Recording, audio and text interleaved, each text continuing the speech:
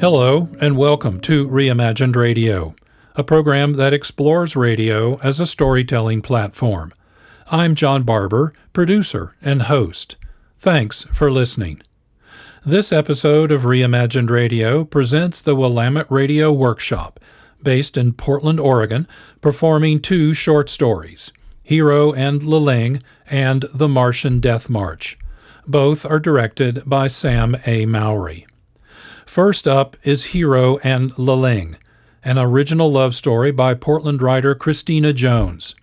Inspired by Japanese folklore, Hiro and Liling unfolds as an old man teaches his grandchild the legend of an ancient rock formation. Poignant and hopeful, potent and reflective, Hiro and Liling is one of the best works to come out of the Willamette Radio Workshop's 2004 Writers on the Air workshop, directed by Cynthia McGeen.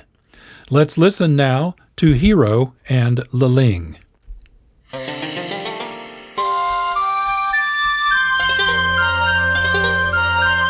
The Willamette Radio Workshop presents Hiro and Liling by Kristina Jones.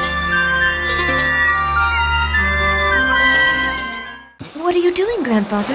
Mending my nets. See how I pass the shuttle between these two strings?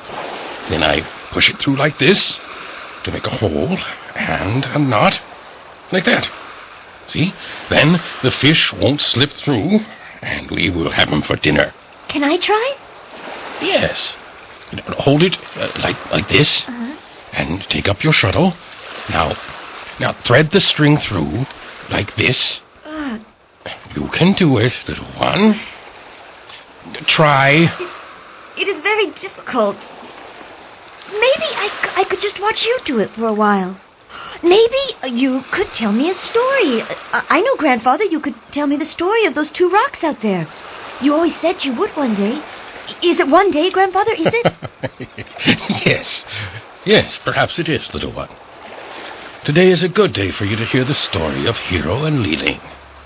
Yes, those are the names of those two interesting rocks leaning very close to each other, almost as if they could see into each other's faces. And the tale is very old and very dear to the hearts of our village, you know. It's part of all our lives since anyone can remember. Oh, tell me, Grandfather, tell me. All right, little one. Patience, please. I will begin. Look hard at the rocks now. Concentrate on them and let your mind relax. Just let go and really see them. Long, long ago, our country of Japan was a strong seafaring nation with a great many ocean-going vessels and many sailors and seamen. One of the greatest of these was Admiral Hiro Hoshidai.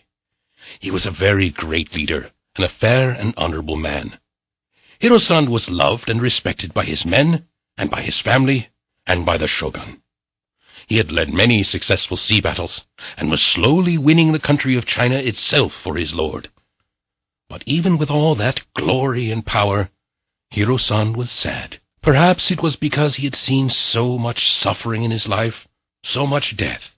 Perhaps because he himself had taken too many lives. He was feeling old and tired, and he wondered if all that glory was worth all that blood.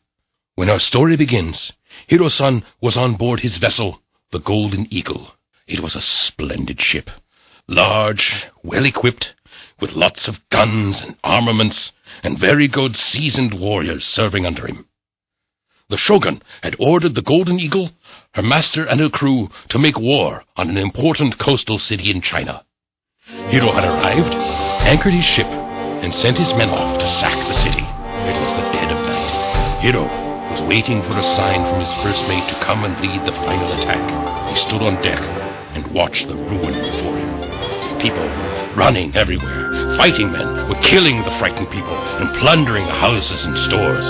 Hiro's view from the Golden Eagle was very clear. How terrible to see this. Terrible but just. The flames are crackling, devouring everything with their hungry mouths, shining their blood-red light on the blood of the slaughtered people. My men, taking king. Greedy. One more battle and one more war. Oh, gods. Amitabha Buddha. Where does it end? I'm tired. My heart is sick. So tired. There's the signal. I must prepare. But wait. What is that on the shore? A child? No. A boy? A girl? Where is my glass? It was a girl Hiro had seen, a young Chinese woman, Liling. Earlier in the evening she had fallen asleep after a busy day spent helping her mother and father in their pottery store. In the middle of the night, Liling and her brothers and sisters were awakened by screams of terror and the sound of breaking pots and strange voices and the smell of smoke. That's it then. Parents and the children. No one left. You're sure? Yes. Did you find anything of value? Anything for us? Not yet. Let's check the terrace room. Liling waited for a time until she couldn't hear any voices or footsteps. Then she heard the crackling noise of fire and realized that her home was in flames and her family dead. Without direction, she ran and ran. She found herself on the beach, staggering back and forth, screaming into the night. Back on his ship, Hiro had seen her. The girl. She is terrified. Enough death. I must act. Even that one little life.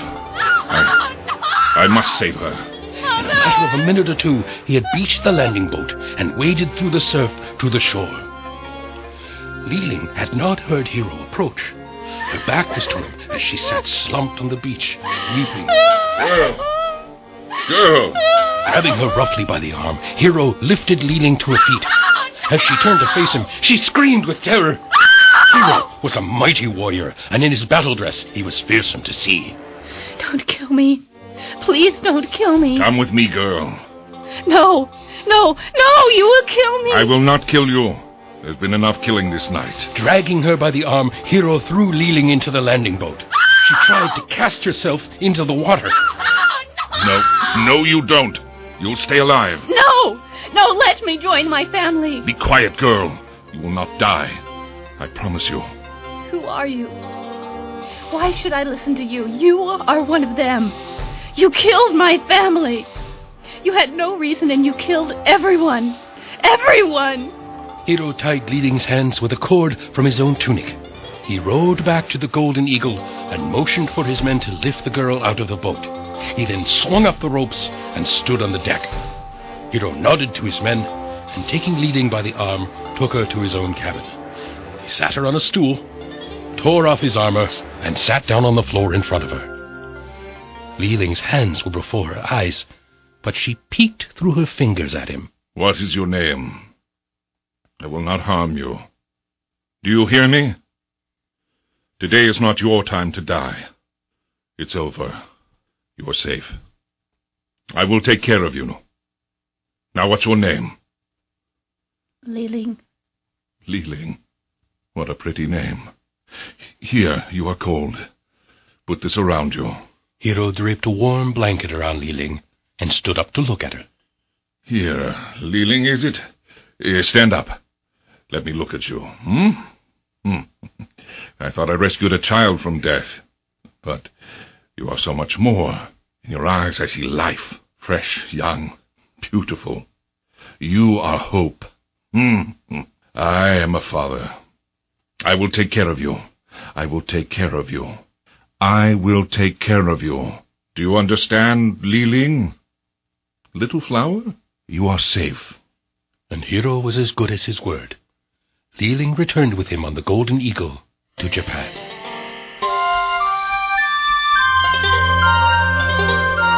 Now, little one, a few months have gone by. Liling is here in our village, living in a pretty cottage that Hiro has purchased for her. She is still frightened by small noises, and startled into wakefulness at night, full of dread and nightmares. But slowly she is becoming friends with her protector, Hiro, who visits her as often as he can. Are you well? Yes, I am well. Then what is it?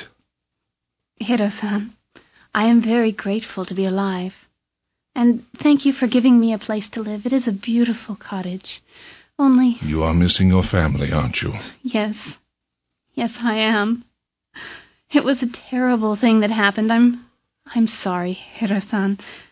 But it doesn't seem right that I am alive and they are all gone. Dead and gone. Hiro comforted Liling and told her for the 100th time that she was safe and that he would make sure that she stayed that way. War is a terrible thing, Liling, and I am sorry for what happened. But please, my dear, try to go on with your life. No matter what happens to us, we must go on. I too have lost loved ones. I know what that is. But all we have is now.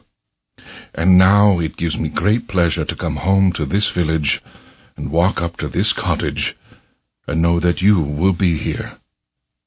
Now you are my family. You will be careful, will you not? And do all those things we talked about. Cover yourself when you must go out and never, never speak outside this cottage. But, Hiro, I don't understand. Why do I have to wear this kimono and heavy veils over that ugly hat when I go out? I hate them. Don't you think by now that people will like me? Liling, people must never know you, much less get to like you. If once they find out that you are Chinese, you will be in danger, and so will I. Time passed. 6 months, 1 year, 2 years and more. Liling grew first to trust Hiro, and then to care for him, and she was always careful to follow his instructions. But grandfather, wasn't Liling a little afraid of Hiro? No, on the contrary, little one. Liling never felt that he was above her and that she ought to be shy. In fact, they were the best of friends, spending many hours together, talking, laughing, playing. They ate food and dressed in funny clothing and lived in harmony. And then, like everything in life, the situation changed. Liling grew older and more beautiful. Hiro realized that he was falling in love with her. At first he resisted, but then, over time, he could no longer deny his feelings, and he allowed himself to feel the joy of love. Of course, there were consequences. Kobe-sana, come out of your house. I have news to tell you. What is it, old lady Nora? What is this news that keeps me from my tea and snuff? You know our strange neighbors, that old man and his young lady. Of course I know who you mean, Nora. Everyone knows who you mean. What about them? They are not married. Oh, obviously, they are so happy. And this is the news, Kobe. He is the famous Admiral Hiro Hoshidai. No, you don't mean it, Nora. That is news. Big news. And I think he was once a married person. Who was his wife now? The Lady Katsumi, yes. Yes, Lady Katsumi, I remember her. Oh, she lived in Osaka in a big mansion. Yes, now she is dead. But do you remember, Kobe? She was a niece of the shogun. I remember about her. She had blackened teeth and was a great beauty. So who is this little Miss Lady that is kept in our village by Admiral Hoshidai? I wonder about her. We will find out, Nora. We will be daring and make a little visit. Come in, dear friend. We will drink tea and make our plans. Hiro realized that Liling was lonely, and that, as I have told you, Liling was the love of his life. One day, he came into the cottage from a visit in the village. Liling was working there and looked up to see Hiro with a wriggling bundle in his arms. When did this happen? About a year after they had been together. Hiro-san, what do you have there? The bundle quivered and sprang apart. A puppy! A puppy! Oh, Hiro-san, how wonderful. Look at him, a little nothing. A little bit of sweetness. Oh, silly Mushu. Hiro-san. Mushu, it's the perfect name for him. I'm so glad he makes you happy, Liling. Oh, he makes me more than happy, Hiro-san. silly Mushu. Liling looked up into Hiro's face and saw, for the first time maybe, the look of true love in his eyes. She looked down at her puppy and put him on the ground. Why did you give me this dog, Hiro-san? Because, I love you, Liling. I love you with all my heart. And I want you to be happy. Oh. I see. I'm glad to know that. Liling's beautiful eyes filled with tears. She looked away from Hiro and then back at him. It is hard for me to speak. Please, don't try, Liling.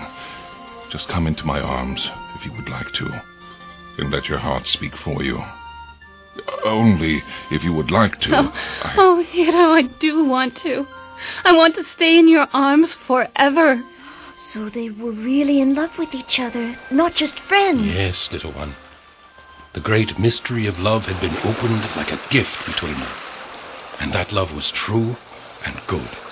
Perhaps one day you will find it happening to you. I hope I am here to see that day. Oh, I hope so too, Grandfather. But it sounds like a serious thing. I don't understand what love is. There's nothing to understand until it happens to you, little one. It cannot be understood by anything but the human heart. I can wait. But, Grandfather, don't forget to tell me about what happened on the day that Liling's dog ran away. Well, as I was saying, Liling and her dog were preparing to go into the garden. Silly Mushu. Stop kissing me, Mushu. We have to get to work and weed the garden, or Hiro-san would be mad at us. Come, let's go out. No, Mushu, no! No, Mushu! Oh, no! And not thinking at all about it, Liling ran after her dog. And of course, old Lady Nara was watching from her own garden and saw for the first time Liling's beautiful face, and saw that even though she was dressed in a most correct kimono, that she was not Japanese, but Chinese. Oh, no, she forgot her big hat and veil. Yes, in her excitement to catch Mushu, Liling had run out of her house unprotected. She bent swiftly to pick up her dog, who hadn't gotten very far. But I'm afraid the damage was done. Oh, konnichiwa. Oh, konnichiwa. At last I have the pleasure of seeing my neighbor's face. Oh, how beautiful you are, Miss... Mariko. Excuse me. And saying this, Liling ran into her own house. Be sure that old Lady Nara lost no time in visiting her friend, old Lady Kobe. Yes, I saw her. She is beautiful as a lily, and she is not Japanese. I think she is Chinese. Now we know why she hides from us and won't even open her door when we called. She must be a war trophy for Admirable Hoshitai. I think, Nara, that your nephew, the Shogun's secretary, must be informed of this. After all, she could be a danger to all of us. You are right, Kobe. She could be a spy. I will send Bosaru a message today. Old Lady Nara was true to her word. She sent word to her nephew Bosaru, a retainer of the Shogun, that there was a scandal in the village.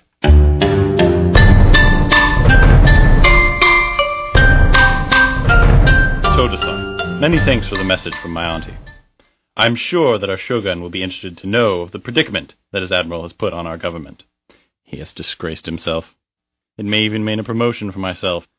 And, of course, your honorable self as well. Of course, Hiro was summoned into the august presence of his lord, the Shogun. Honorable ladies and gentlemen of his most noble and honorable Shogun, please observe silence. My people, I greet you. Has he arrived yet? He's just now coming. Show him in. My lord. Admiral, I am sorry that this occasion has become a difficult one. For many years you have earned my highest regard. You have served me faithfully, obediently, and honorably. My lord, this life is yours. It is a pity that it should end like this. And Hiro-san, you do know why, do you not? Yes, my lord. But I must ask you not to believe that I am a traitor. I would never act against you or your court. And yet, by harboring, nay, living in intimacy with a criminal member of that miscreant nation, you have displeased me beyond any saber cut, any lie, any crime. You have committed much more than an act of indiscretion. You have dishonored me. You have demeaned my rule. With all my heart, I apologize, my lord.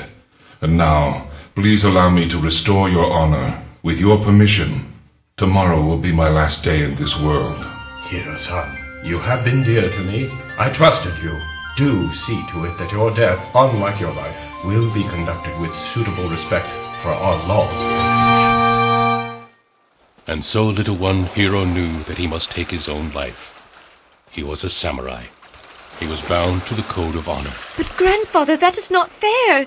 He was such a good man. That is true, little one, but he did what he felt he must. If he could not live with his beloved Liling, and live with honor and with respect, he would end his life. It is the warrior's way. What did he do? He traveled from the shogun's court to his home village, our village, little one, to say goodbye to his love, Liling.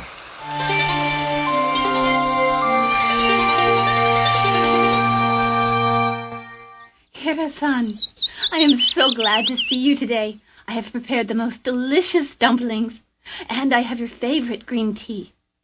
We will eat and sit in the garden under the full moon. But, Hiro-san, I am sorry I am being selfish. Your face is calm, but you are so far away. What has happened? My love. Hiro, what has happened? Something terrible must have happened. I cannot speak of it. I know you so well, beloved Hiro, but I have never seen this sorrow in your eyes. It is more than I can bear. Do not look at me like that. Please, Hiro, tell me. I can bear anything that you may say to me. Please, Hiro. I am no longer a child. Tell me the truth, Hiro-san. My lord the Shogun has ordered me to commit seppuku, take my own life. But why? You are his honored man. Because of something I did that was wrong, Liling. I do not wish to speak of it to you. It is not important. But surely, Hiro-san, you will not do it. You do not have to do it. Liling, the way of the warrior is very simple. We train for years to become the best fighting men that we can be. We are committed to our code of honor before everything, to obeying our Lord, to being detached in the face of all life and all death. That has been my error, Liling. I have been too attached to life. Now I must offer it up. I wish to offer it up. I understand. It is because of me. But Hiro-san, my love, my spiritual companion, my other self, my soul, I cannot go on living without you. I would not want to. For my body to be alive, but not with yours, would be much worse than death. If it is your wish to leave the world, I will go with you. No, Liling, no. Yes, Hiro-san. Please respect my wishes as I do yours. If we leave this beautiful world together, we will be a part of all the stars, of all the grains of sand, of all the flowers. I will come with you. Oh, Grandfather, I don't like this part. It's such a sad story. Not all of it, little one. It is beautiful, too. For, as Hiro and Liling lay together so quietly, the moonlight fell over them and covered them in silver. The spirits of Hiro and Liling awoke from their shattered bodies and rose away from the earth. And they, walking silently, climbed the silver pathway of the moon and took their place in heaven. Turning to say goodbye to the earth, they leaned their hands out of the clouds and touched these two rocks, and the rocks moved together to look in each other's faces. We call them Hiro and Liling, you know. But, Grandfather, I don't understand. Why is that so beautiful? Because, little one, because love, the great love that we human beings share, is forever. Because love is the source of all life, all of everything. And that love will never end, even if our bodies go away. Even though that is a sad story, Grandfather, I like it better than any story you've ever told me. Grandfather. Yes, little one? I think I know more now than I did this morning, Grandfather. That is very good, little one. So do I. So do I.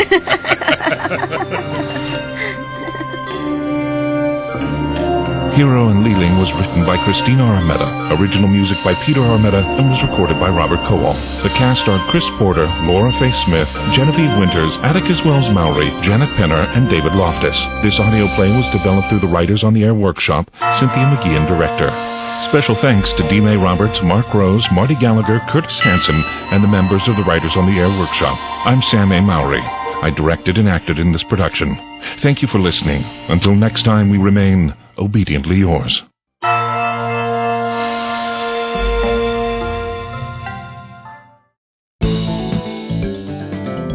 This is Reimagined Radio, and you have just listened to Hiro and Liling, an original radio drama written by Kristina Jones and performed by the Willamette Radio Workshop. The voices you heard were those of Chris Porter, Laura Faye Smith, Janet Penner, Genevieve Winters, David Loftus, Atticus Wells Mowry, and Sam A. Mowry. Original music by Peter Armetta. I'll be right back after these messages. Big thank you to Craft Cannabis, formerly known as New Amsterdam, for supporting our radio community. Craft Cannabis now has 2 locations here in Vancouver. Both locations offer online ordering and curbside pickup. The Mill Plain location has an express window that serves as a contactless option to pick up your cannabis products. The newest shop is located on Andreessen Road, off Padden Parkway, next to the Home Depot, across from Costco. Both locations are open daily, 8 a.m. to 11 p.m. More information available at craftcannabis.com. The Community Angels at National Women's Coalition Against Violence and Exploitation have been supporters of KXRW Community Radio since the beginning. NW Cave helps to inform and educate the prevention of violence against women and children. They have a dream, a world without violence. Learn more about how you can help at nwcave.org. This is Reimagined Radio, presenting 2 short performances by the Willamette Radio Workshop. You just listened to Hiro and Liling. Next is the Martian Death March. Written by Ernest Kinoy as an episode of X-1, this story tells how Martians escape the reservation, where they have been confined by colonists from Earth, and attempt to reach their former homes in the mountains of Mars. The Martian Death March provides an allegory for how indigenous peoples around the world have suffered from the inhumanity of colonists, settlers, and other extensions of states or nations. Let's listen now to the Martian Death March. From the far horizons of the unknown come transcribed tales of new dimensions in time and space. These are stories of the future. Adventures in which you'll live in 1,000,000 could-be years on 1,000 maybe worlds. The National Broadcasting Company, in cooperation with Street and Smith, publishers of astounding science fiction, presents X-1.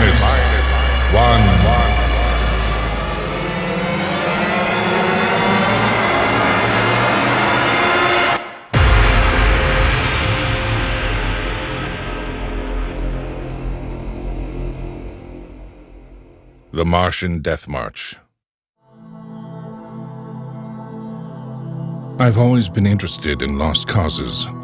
The revolt of the Scottish Jacobites against England, the last stand of the Cherokee and Sioux Indians, and the death march of the Martian Highlanders in 1997. There's been a lot written about that march. The UN Commission report covers 4 volumes, but the whole story isn't down on paper yet. I know it, because I was on that march from the beginning to the end. There's one part of the story that no one ever mentions. The Martian Death March of '97 was led by an Earthman. Maybe you've been over the route of the march. There wasn't any highway there 30 years ago in '97. There was desert. Hot, burning desert. I lived at the edge of the Calmac Canal then with my mother. She was a prospector searching the surrounding desert with sonar probe and Geiger counter, scratching just enough ore from under the Martian sands to pay for our grub stake for the next year. I remember she was in the Adamson digger in the North Quadrant when I came running out that day.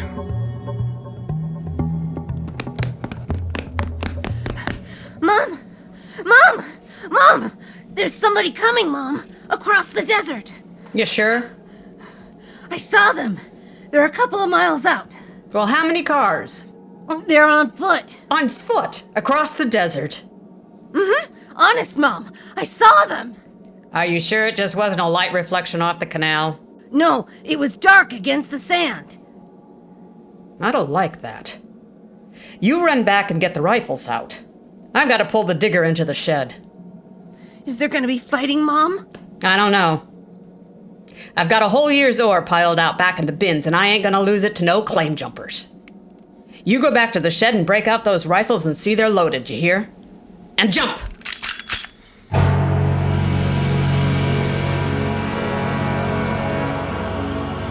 Mom had 3 surplus army rifles and a couple of homemade grenades made out of ore cans stuffed with Adamson A explosives. We crouched inside the shack, waiting. The shadow of the water tower in the doorway grew longer as the quick Martian dusk settled down over the desert. And there they come, Al. There's 2 of them. What's that on the first one's back? Well, I haven't seen one of those in 20 years. What is it? A one-man desert tank. They used to carry water that way before Adamson put out the air still units. There's something funny about that second one. Look, he's all spindly and his head's funny. He's funny, all right, Al. That's a Martian. Oh, I never saw one off the reservation before. There hasn't been one out in 10 years. I don't like this. Here they come into the dooryard. Now you remember what I told you. Line up the sights and just squeeze the trigger. Hello! Hello there! Now, Mom? Hello? Wait a minute. What do you want? Water. I need water. Well, who are you? My name is John. John, eh? What are you doing with that spider? His name is Kantalkar. I don't care what his name is. What's a human doing with a Martian? I found him in the dry bed of Calmac Canal, nearly dead of thirst. Probably ran off the reservation. When our brothers are caged, they seek freedom. Brothers? Those spiders? All living things are our brothers, on Mars as on Earth. Hey, wait a minute.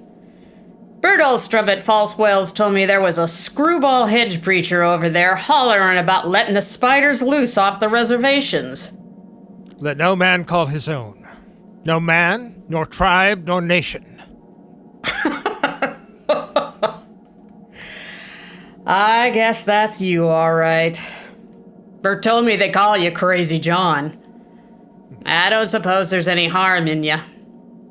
Fill your tank up at the air still, and you can come and have supper with us. We would be happy to. We? What do you mean, we? Kantalkar and myself. That spider? Oh, no. I ain't having a Martian sitting down to eat with me. You come on through, though. Thank you, ma'am. No. Where my brother is not welcome, I cannot go. Well, suit yourself. Al, get the key to the water tower and come out here. All right, Mom. And put away the guns. We won't have any trouble from these 2.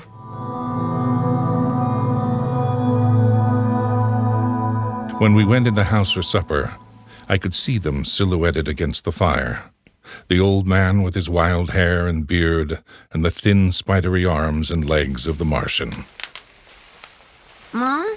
What? Are all the Martians on the reservation? Yeah, all but a couple of wild ones in the mountains up north. The patrol catches a couple every year. Why? Well, they murder people.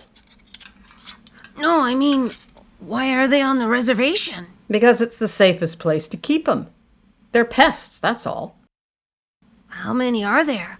Oh, I don't know. A few thousand. They keep dying off.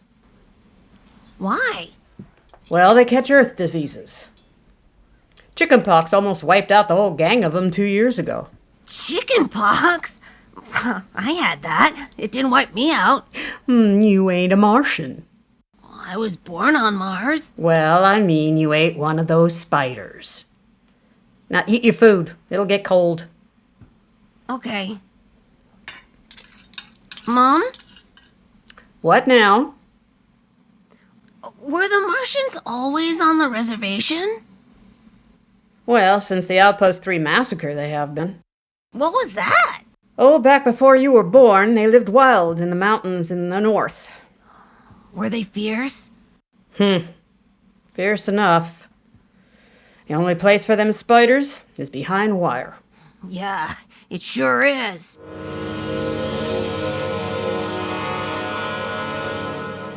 Out in the dooryard, the campfire flickered at the base of the water tower. The first of the Martian moons had set. The other wouldn't rise for several hours. I could hear the sand creepers out in the desert as I stood there. The old man and the Martian were sitting on the ground, huddled close to the fire. It gets cold fast on the desert when the sun goes down.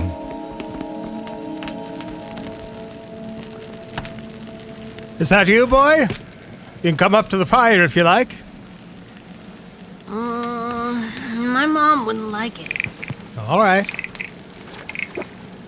But I'm not afraid of no spider. No, there's nothing to be afraid of. How come his arms are all skinny? All skin. Oh, does he talk? Yes. His name is Kantal Kar. It is, huh? Hello. Hello, boy. He talks funny. It is not my language. Why isn't he on the reservation? You can get in trouble helping spiders to escape. No man has the right to imprison the innocent. They that are enslaved will be freed. They that are in sickness and misery will be comforted. They that are exiled in a strange place will be restored. My mom says that spiders are treacherous, cowardly, murdering savages. That's what she says. Boy, there was a time on this world when there were no Earthmen. When the ships and machinery of Earth were unknown. Then the people of the Highlands lived in peace. But today, they are a handful, starving, dying behind the wire. But the reservation isn't so bad. Our home is in the mountains of the north, not the desert. I heard a voice which cried out to me in the desert, "Go to your brothers." Do they really call you Crazy John? I've been called many things. Do you really think we ought to let those old spiders off the reservation? Boy, we die here in the desert. We die in the sun and of the sicknesses you have brought from Earth. That's 'cause Martians are just weak. I bet I could knock you down myself. You could. We are a different people. We have not the strength of muscle of Earthmen. but he will not stay here to die. You won't get off the reservation. The patrol takes care of all of that. They won't let any stinking old spiders out. Even in the minds of children is planted the poison of evil. How long?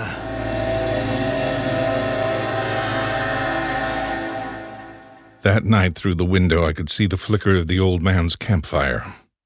He was walking up and down now, shouting, singing hymns verse after verse, his white beard catching the light as he passed behind the fire. The Martian sat slumped over, his thin, spindly arms folded across a huge barrel chest that had developed over the centuries as the air of Mars thinned and escaped into space. In the morning, I looked out, and they were gone.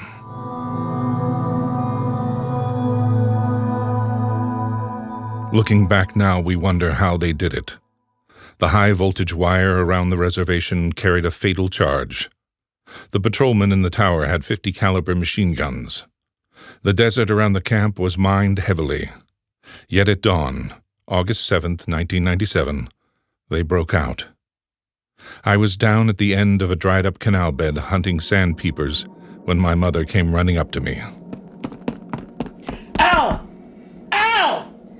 Here I am! Come on back to the house.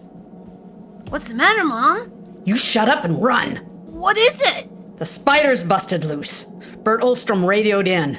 They come in here? They're heading this way, the murdering devils. They kill anybody? 6 patrolmen when they busted through the wire. What are you gonna do, Mom?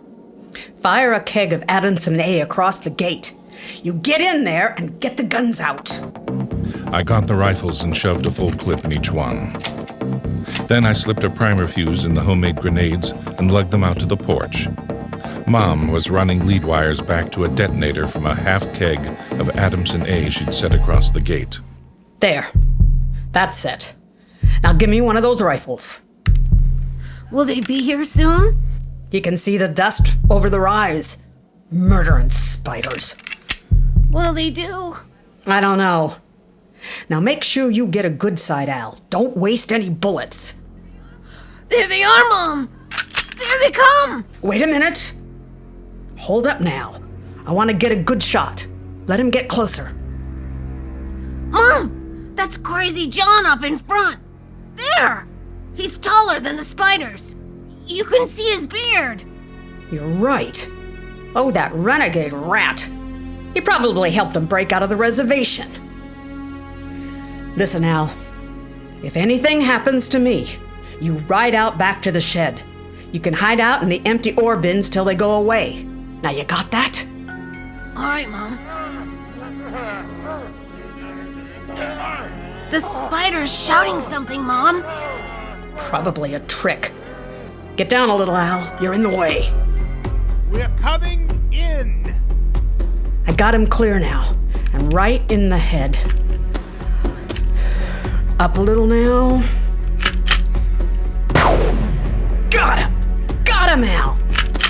Mom, look out! They've got guns! Get down! Get down!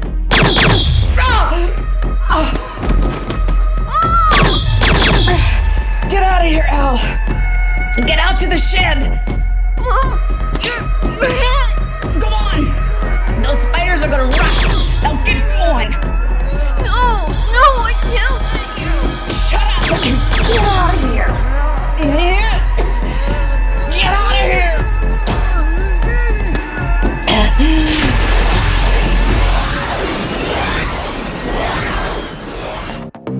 I ran back through the house to the shed.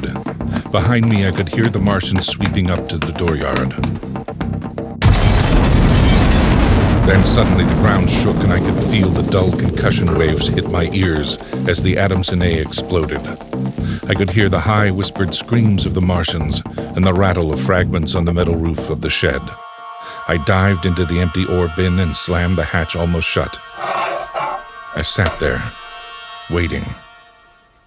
Then suddenly a shadow fell across the edge of light, and the hatch slid open on top of me. You leave me alone! I'll kill you! Boy, we've been looking for you. Where's my mom? What did you do to my mom? She's dead. You killed her! You and those spiders!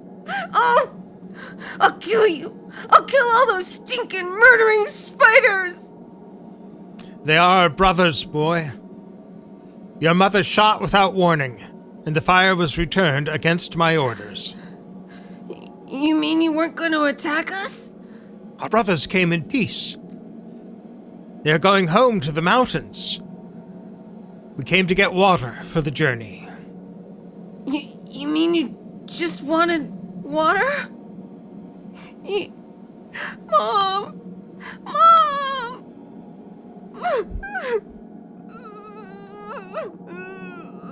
John, the Earth Patrol will be following us soon. We must go. And the boy? We'll have to leave him here with water and supplies. No. The Earth Patrol would question him. We need the time. He goes with us.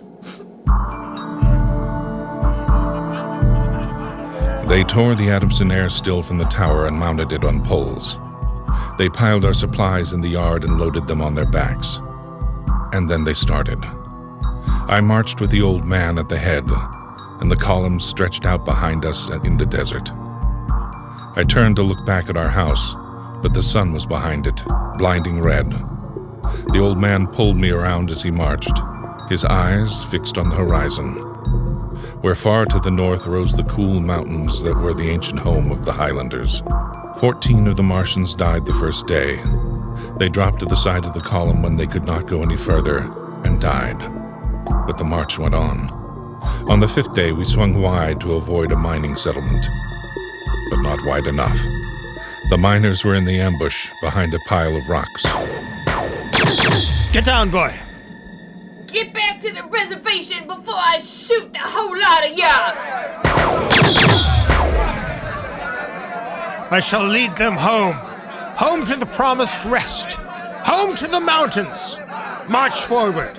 March forward! And the march went on. We wound across the desert in wild zigzags, following the paths the old man had traveled through the years. Only once a patrol plane hovered on the horizon and then shot away. The days went on, the weeks, and the Martians died. They died of exhaustion. They died of the diseases we had given them. And they died of thirst. The Adamsons still could produce 27 units of water an hour, no more. And on that, they died of thirst. Here, boy. Here's your water. That's more than the others got. Take it. It's yours. You're giving me your water. It will be provided to me. He that brings justice to his brothers will drink deep of the water of righteousness. Drink. Drink your water, boy. Across the desert from the Calmac Canal to Fever Dip, past the towering mesas of the Higgins Badlands, across the dry sea bottoms they marched. On the 54th day of the march, we halted at evening. The air was thinner, colder now. The rations had long since been exhausted. I lay down to sleep, wrapped in the old man's coat. Early in the morning before sunrise, I woke suddenly. The ground mist that had covered the desert the night before was lifting slowly. I saw the old man standing by the burned-out fire, the vapors swirling around his legs in the cold light of the false dawn, edging his wild beard. Go back to sleep, boy. I can't.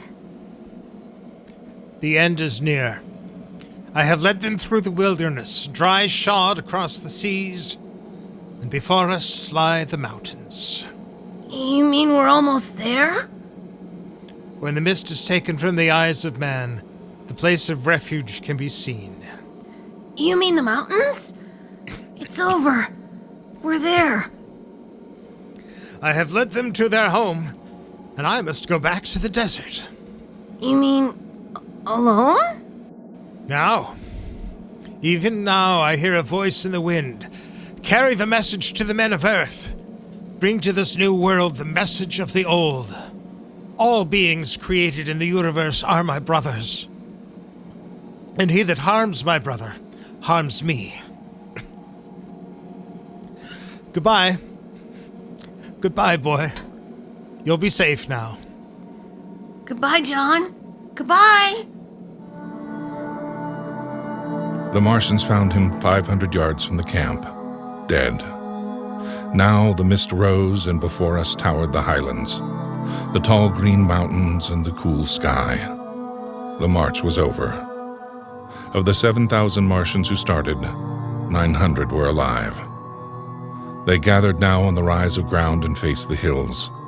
Their thin bodies wavered as they stood, and some dropped to the ground as they stood there. But there was a light of hope in their large, staring eyes. Most of them had died, but they had died on the way home. And now, the march was over.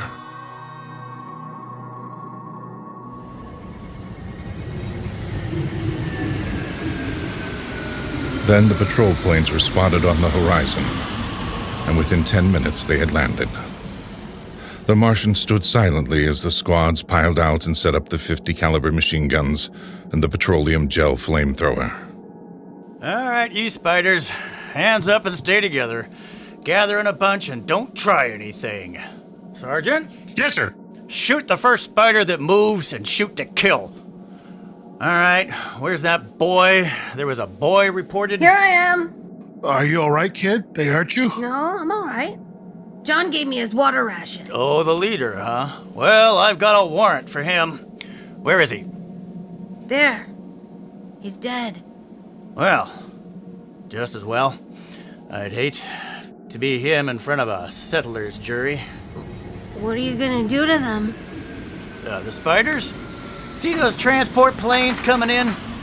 We're gonna ship them all back to the reservation where they belong. You can't do that. What are you talking about, kid? You can't take them back. They're home. John said they were home. You can't take them back. It isn't fair. What? Hey! I won't let you. Let go of me, Sergeant! Let you. Peel this crazy kid off of me! All right, now, kid, now take it easy. That must be shock. I can't believe he's safe now. Yeah, I guess that's it. All right, you spiders, step it up. Move along to those transport planes. It's all over now. You're headed right back to the reservation. They separated them in groups of 50 and loaded them on the planes. 900 out of 7,000. And soon the first big-bellied ships waddled out on the hard sands and lifted slowly into the air, headed back to the south, flying over the trail of dead and dying who started on the march to the highlands, the march to home. Don't worry about them spiders, kid. We'll take care of them. Come on now, kid. You'll feel better as soon as you get back. Civilization. I look once more at the green mountains towering through the mist. And then, just before the motor raced, I saw John. Crazy John, propped up against a dognut bush, where the Martians had placed him. The wind from the south gave the wild hair and beard a rippling life. He faced the hills, the home, and the rest he had promised his brothers, as he led them through the wilderness of Mars.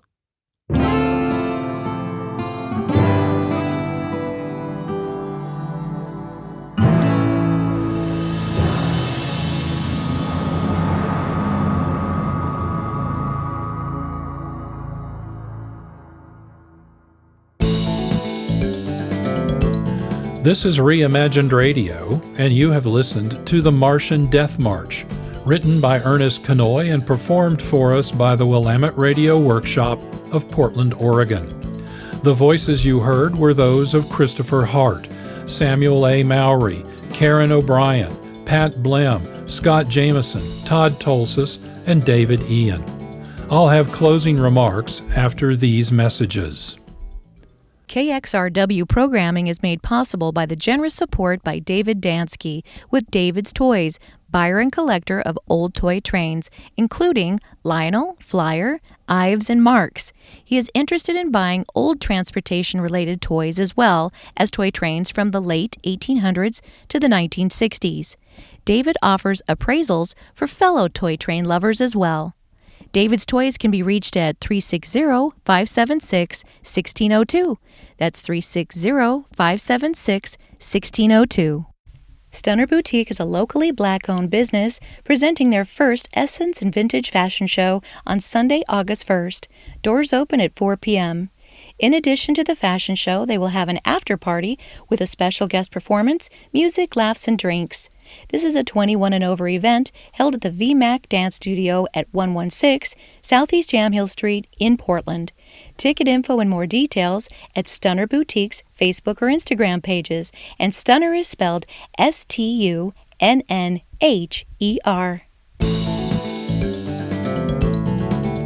This episode of Reimagined Radio highlighted Hiro and Liling, written by Kristina Jones, and The Martian Death March, written by Ernest Kinoy. Both were performed by the Willamette Radio Workshop of Portland, Oregon, directed by Sam A. Mowry. Sound design for this episode by Sam A. Mowry. Post-production by Marc Rose of Fuse Audio Design. Social media by Regina Carroll, Social Media Management and Photography. Graphic design by Holly Slocum Design. This has been a production of Reimagined Radio.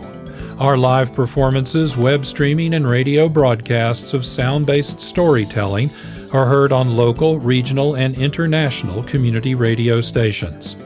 A big thanks to listeners whose contributions support programs like Reimagined Radio.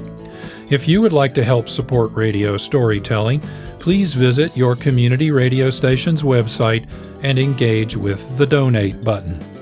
For more information about episodes of Reimagined Radio and to subscribe to our snappy program guide, please visit our website, www.reimaginedradio.net.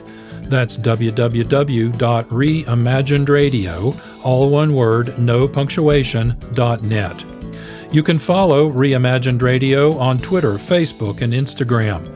Join us on social media for behind-the-scenes looks and special information we provide about each episode of Reimagined Radio. This is John Barber, producer and host. Thank you so much for listening. I hope you enjoyed what you heard and that you will join us again for another episode of Reimagined Radio.